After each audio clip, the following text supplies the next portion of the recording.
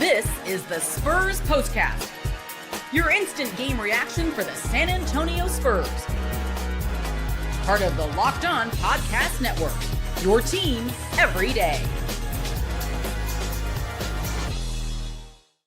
Well, coming off probably their worst loss of the season, the most deflating loss of the season, certainly the biggest gut punch integrity blow of a loss of the season. Spurs fans were looking for a reason to believe in their team, to dispel a whole bunch of narratives around these guys. So what better way to do it to perhaps go into your rival's building and perhaps put up one of the grittiest, toughest, most physical wins of the season, if not the most physical win of the season. And that's what they can celebrate tonight right here on the Spurs Postcast, of course, on Locked On Spurs, part of the Locked On Podcast Network, the #1 podcast network, sports podcast network in the world. He, of course, NBA champion Devin Brown. I'm Casey Viera, and a great night tonight for San Antonio. Winners 111-99 against the Houston Rockets in their building, in a game, my friend, that saw the Spurs look a lot of the part of something that we've been worried about: cautionary, lethargic, stagnant, a lot of those good things that we were not so good things we were saying after the New Orleans game.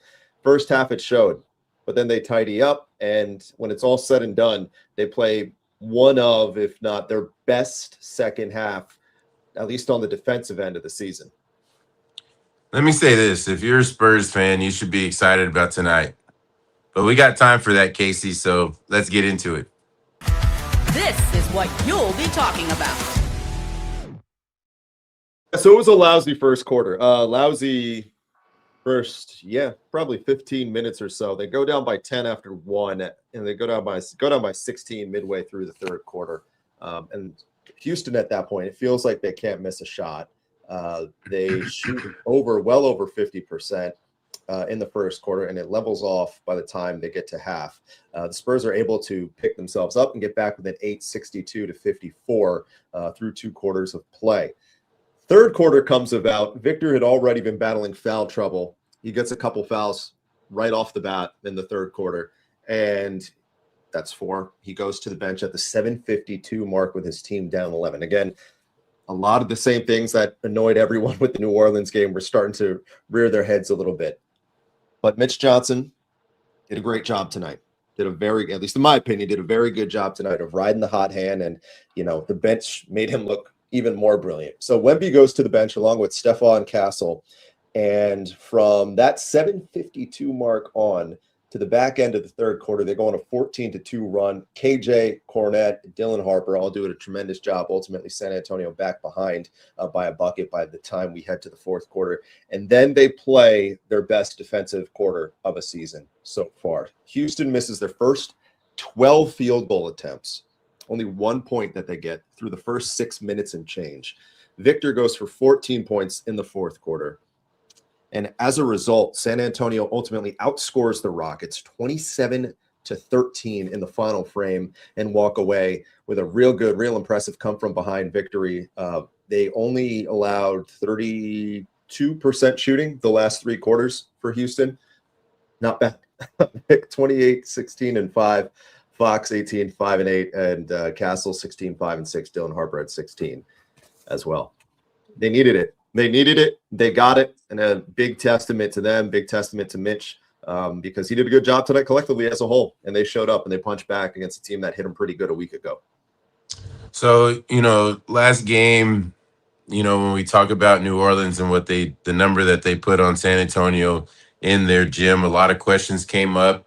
And Mitch and all the rest of the players had to answer a lot of questions. So what that does is your head coach comes into practice in the next couple of days with an attitude, wondering what type of players he has on his basketball team. And, San Antonio just did a tremendous job answering the bell tonight. I think Victor showed you why he's superhuman, why he's going to be the face of the league for years to come. And all in a quarter. First 3 quarters are much of the same. A lot of worry about, where is this going to go? Deadlines coming up, trade deadlines coming up. So, players are watching that and, not wondering, what's going to go on here, and a lot of names, this and that. Well, then the fourth quarter, Victor shows up and just wills you. When he's diving on the floor, when he's being pulled and grabbed and his toughness is being questioned, he shows up and he showed up tonight. And really, it was fantastic to see because if you're going to be a part of this organization as one of these players, of Fox and Castle and Harper and all these guys, when your superstar is diving on the floor, the face of the league, you better follow suit. Okay, you got to follow suit. So just a tremendous job by Victor answering the call, and the other guys came along with them tonight. Collectively, they hold Houston to 39% shooting.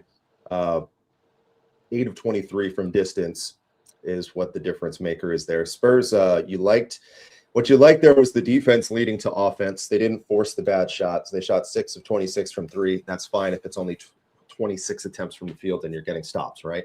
That's the type of thing that you live with. Let's revisit that fourth quarter a little bit more because there's two things that really stuck out. One of them, the effort from Stephon Castle, a tremendous aspect of his game that we know. And the reason we're having a conversation, he's the X factor of it tonight. It's time to reveal who made the biggest under-the-radar impact with today's X Factor. Yeah, the numbers were modest enough, 16, 5 and 6, 7 and 12, efficient enough shooting. That's not the part that really moves you, though. The part that moves you is the fact that in that fourth quarter, there were two real things that stood out on the defensive side of things. From the X factor player standpoint, it was Steph's job to show what he does. And what we saw there is him switching onto everyone and being active and being aggressive and being right in their jersey. Didn't matter if it was Amen, didn't matter if it was Sengun, didn't matter if it was KD. He set the tone of that quarter. And as a result, everything else would fall into suit. That was the first thing that stuck out. The second thing, I thought Mitch did a great job tonight. And the decision that he made to play off of Amen Thompson, who was having a really good game at 23 through 3/4 of play, not known to be a shooter in any capacity. But it's a bold stance to kind of give a guy the Ben Simmons treatment, force him to shoot, play 8 to 10 feet off the guy, test him to shoot that shot. That's what they went to, and it worked. So you pair the two things together between Castle's energy, Castle's effort, and of course, Victor and everybody else too. And then that big adjustment on the Mitch side of things, fantastic job. And things like that are the reason you hold teams to 13 points in a quarter like they did in that fourth. Yeah, you talk about what Stephon did tonight. I mean, he was guarding Sengun in the post with Victor behind him. When you can do things like that, you have Victor's help. He tipped a couple of shots, alternated about 4 or 5 shots, which led to them going 3 of 22 for the fourth quarter, whatever it was. And then on the other side of things, the 2 or 3 minutes, or maybe not even that long, maybe I'll go 4 or 5 possessions he spent on KD when Shun went out, get that ankle retake. He was on Kevin Durant, and just a tremendous job there. KD, he called mercy. One of those possessions, he was just hanging around half court. He wasn't even in the screen. So he was about fed up with Steph Castle. So when you have a guy like that, reminds me of a Bruce Bowen, Devin Brown, guys like that, your defensive stoppers. Of course. Casey had to throw that in there. Emphasis on stopper. Yeah. And so when you have guys like that can step up and guard multiple positions, it's going to make your team better. And then just think about how that is. You're out there guarding and guarding and guarding. You got Victor right behind you because the guy, he's guarding is not an outside threat. So that's just a great game plan that they came up with. And, they rolled the dice on it because, amen had, 23 through 3/4. So to lay off of him and, when the money's on the line, make him prove it to you, I thought was great also. So, yeah, big night for Steph Castle, and he definitely deserves to be the X factor. Yeah, Thompson finished with 25 and 7. Sengun, 18, 10 and 7. KD with 24 for Houston tonight, being held below 100. You told me before we hopped on here, on the Houston side of things, you looked at them and you said that this really revealed how flawed they are and can be at times. On the Spurs side of things, does something like tonight kind of change your perception of how they would match up with them in the postseason? No. Well, I mean, you can build off some of this, but things are going to change. Lineups are going to change. So you go back to that first game when Reed and Smith Jr. really hurt the Spurs in that fourth quarter. Yeah. All right. Now tonight, I know Reed wasn't on the floor, but Jabari, I don't even think he was on the floor when it counted, when the Spurs stretched the lead in that fourth quarter. So, Houston will go back and they'll make adjustments. And that's why you play 7 games. Everybody wonders, why you play 7. Well, that's why, because you like the in-game matchups, the adjustments you have to do game to game, and that's what makes NBA playoffs very fun. So San Antonio will take some of this, but they know that Houston's going to come with a counter off of the Spurs counter from both those games. I tell you what was very encouraging for me tonight, at least, when we talk about the long run, bigger picture, kind of character type things. We'll hit to that on that a little bit more in a minute here. I like the fact that a lot of concerns that we had were at least answered. Maybe even if it's in the temporary. Good teams like this, they do a good job bouncing back when they're all under a microscope like they were after that Pelicans game. And, individually, you look at how it went down too. I dropped my notes over here. Let me go pick them up. Too excited. I want to revisit back the 5-minute mark, give or take. Mitch made a bold choice. That was the theme of the night. At 5:18, he takes out Wemby, Steph, and De'Aaron Fox. And the team is up 5. Sengun hits a couple free throws out of the dead ball, and it's a 5-point game. So Harper in, KJ in, Barnes in. Harper rattles off 6 in a row. 6 of 8. Barnes throws one in there. And ultimately, by the time that the guys come back in, Wemby, Castle, Fox at the 2.5 mark, that 5-point lead is back up to 11. A testament to the defensive effort that the defense squad, again, did put up in the process. The point that I'm getting at, though, is that we had been, at least me, a little bit critical, a little bit skeptical of the Dylan Harper side of things because there was a level of stagnation that he hit. And this felt like one of those aspects to be like, yeah, you be patient with it, but sometimes the moment will play itself out. And the guys rise to it, and they did. And this was a 1 through 15 effort tonight. And it's a lot to be proud of. Well, I have a guess, so I'll just let our viewers guess. After that Pelicans game, because my guy's been up to Austin, and so, he's going to he made his way back here. I don't know if he walked in that locker room and gave us, he gave us one of these speeches one year after a bad loss. He said, I'll get rid of everybody in this locker room except number 21 and start all over after a bad loss. So I don't know if he walked in there and said that. Now, obviously, they'll keep Wemby and everybody else can go. The point is, they got it. Whatever speech was given the last 2 or 3, they got it, and they answered it tonight, Casey. I need a slightly, I know you're going to be vague about it, but was any of that, how much of that, I guess you could say, was directed solely at that 23 kid who would wear the headband, that testy rookie from UTSA? How much? About 72%. 72? That's the number? Yeah. Well, because I got the guys in trouble because I missed the defensive assignment, and somebody, whoever it was, Vince Carter, whoever, went down and did one of these hammer dunks. And then Pop did. He asked me straight up. He's like, "You like watching stuff like that? You're going to be watching a lot of it."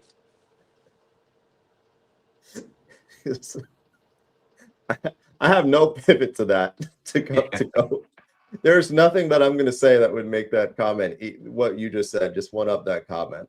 So I'm going to need to find a segue into an ad break here, and I'll dig for it. But that's awesome. That's fantastic. Okay, coming up on the other side of the break, we'll examine this idea of them, needing to prove something. And I think that's a pretty good pivot, not only themselves, but the people around them in the Western Conference, because to a certain extent, people were starting to say some things about this Spurs team, but only good things going to be said about these guys tonight. A good win on the road, come from behind victory, where they show up, they show fight, and they beat their in-state rival. Before we do that, though, let's have a conversation about some of our friends who helped drive this program.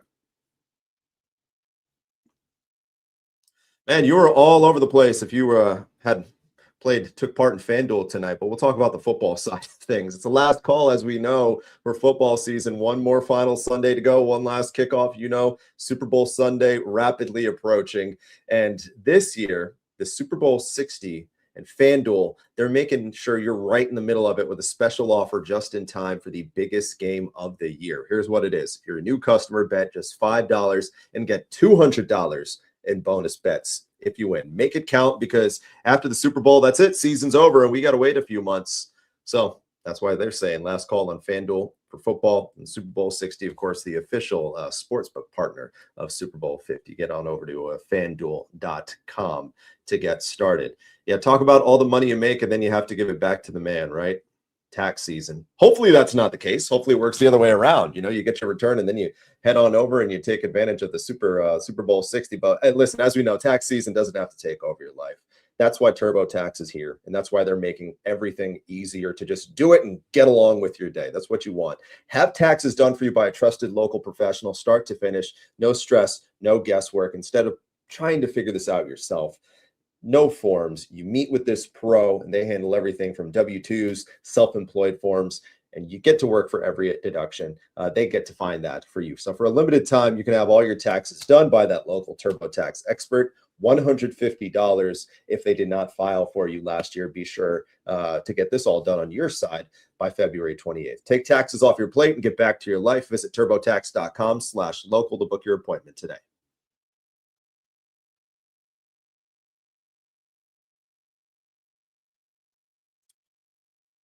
Good win tonight for San Antonio, silver and black, getting back on the right side of things. An impressive road dub against the rival Houston Rockets. So where do they go from here? In the literal sense, Charlotte Hornets this weekend. A couple days off in the middle. From a figurative sense, I think what stuck out to me is the fact that, going back to the idea of character, identity, confidence, just narratives as a whole with these guys. It seems like the one of the things we had a conversation with after the New Orleans game was that, which was a real sticking point, was it felt like teams don't fear Victor at times. And when they don't fear the alpha, they're not going to fear everybody else in that room. And what I thought was encouraging tonight was that maybe the Rockets, they don't, despite at the end of the day, what happened today, they don't fear Victor. They respect it. They don't. But it felt like everybody else in between kind of took what happened in New Orleans personally, and they took it out on Houston. They took that first half personally, and then they took it out on them in the second half. That's what's encouraging to me when I look in the grand scheme of things. Now that the games are going to get infinitely more important, now the season picks up, now that the playoffs are right around the corner, that's the thing that's going to stick out with me as we head into Charlotte this weekend. Yeah, well, Casey, everybody's seen Life, the movie, Eddie Murphy, Martin Lawrence. What happened when Eddie Murphy called Martin soft? He had to respond. A lot of people were calling this basketball team after what happened in New Orleans. They didn't say it, but that's what they meant. And Victor just said, hey, I got us. Stay with me. And they did. They answered the bell. I mean, you can go on and on all the different, reasons on why they, won this basketball game. But at the end of the day, Casey, and this is the thing that puzzles you and I, is they'll have a fourth quarter like that. Mm-hmm. And then the game before in New Orleans, you don't get any of that from anybody. No. So, yeah, exactly. So whatever it was, that fourth quarter recipe, whatever it was, if Mitch could dial that up the rest of the season, if it was that easy, yeah, now we're looking at, them in Oklahoma in the Western Conference Finals. But it's not not how this game is played. It was great to see it tonight. And guess what? In a couple of days, they're going to get another test because this is a young basketball team that can play. Mm-hmm.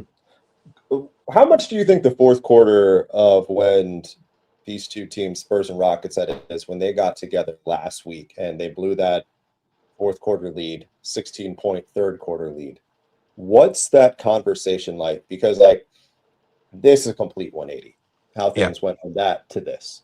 Right. This is a complete 180, comparatively speaking. What is that Mitch Johnson conversation like, knowing that that was kind of the undertone for going into tonight's fourth quarter? So you got two ways you can look at this. You got Greg Popovich right here. You got Jerry Sloan right here. Play for two legendary coaches. Jerry Sloan would say, hey, you let Reed Shepherd and Smith Jr. and KD get away from us in that fourth quarter of the first game. Or you can be like Pop, beep, beep, beep, beep, butts together, beep, beep, beep. And when we see him again, beep, beep, beep, it better be better. How you like that? That really stuck with you. Like, you know, when you just like do run of the mill things around the house, do you kind of talk to yourself or hear that in your head?